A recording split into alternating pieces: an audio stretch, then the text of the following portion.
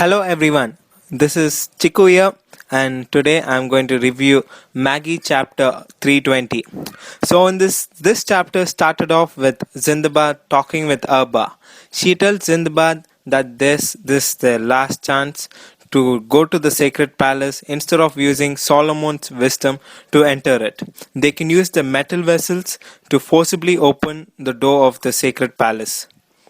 Because Zindabad hasn't been hearing Elder David's voice, he has his doubts about being the singularity.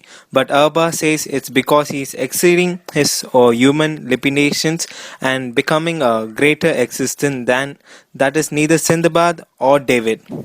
And once again, they reach the palace. Zindabad will be able to see his destiny and become the master of Rook and completely rewrite. It is so that Zindabad will have the power of God or become one with God, but I don't know if he's the same person after that happens. And a couple of chapters ago, Abba was talking to David while Sindbad was asleep. So I wonder if David was talking to Sindbad anymore was part of the plan. And what could Abba and David be planning? I have no clue. Abba says because she and Al Taman exhausted all of the Magi in the fight with Aladdin, that her and Sindbad have a 1% chance of success to open the door to the palace, and if they fail, they will probably die. Abba says that they should do it now because if more people leave the Seven Seas Alliance, then the number of metal vessels at their disposal will decrease. So she proposes that they should put their lives on the line to do it.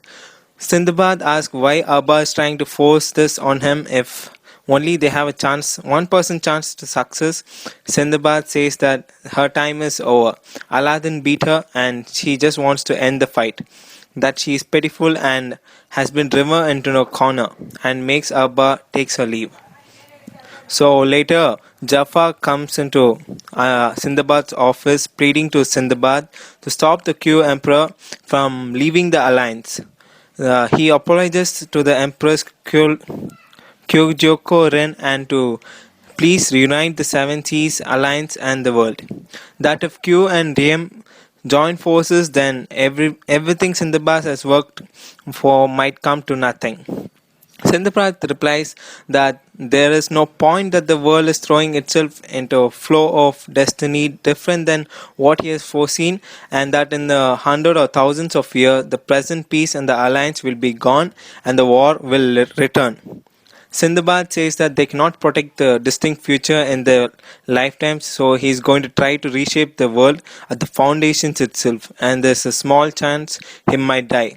So he is leaving everything to Jafar. So Jafar gets so mad about what Sindbad says that he says it's pathetic, and all that Sindbad has been doing lately is looking into a future like a stupid idiot, and he says war might return, but we were not aware of that possibility, and that it's not their problem, it's the job of the people in 100 or 1,000 years to fix it themselves. Jafar also says that Sindbad is a king vessel. His job is to lead his country or trading company, that they have been achieved their dream of peace isn't that good enough. Jafar yells at Sindbad to not run away from the present. He also says that Sindbad just needs to worry about the present and not worry about the future. It is not his job to protect the people of the future, it's their own needs. He needs to worry about preserving peace in his own time. I have been waiting for everybody to tell Sindbad off. Yeah. So after Jafar says all that, Sindbad acts as so he understands him. He's like a very good boy, and he says he isn't a good vessel. He is just a king vessel at best. Jafar thinks his words got through him, but it didn't. No later in the night, we see Sindbad and Abba preparing to go to the sacred palace at the end of this chapter. So the chapter 8 or this chapter was like an 8 out of 10. You guys might think that Sindbad would have changed his mind, but nope.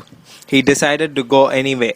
I wonder what happens in the next episode, and if Sindbad and Abba reach the palace and I'm not sure if like David is gonna take over Sindbad's body, or if Sindbad is gonna become a god, or maybe Abba get her original body back.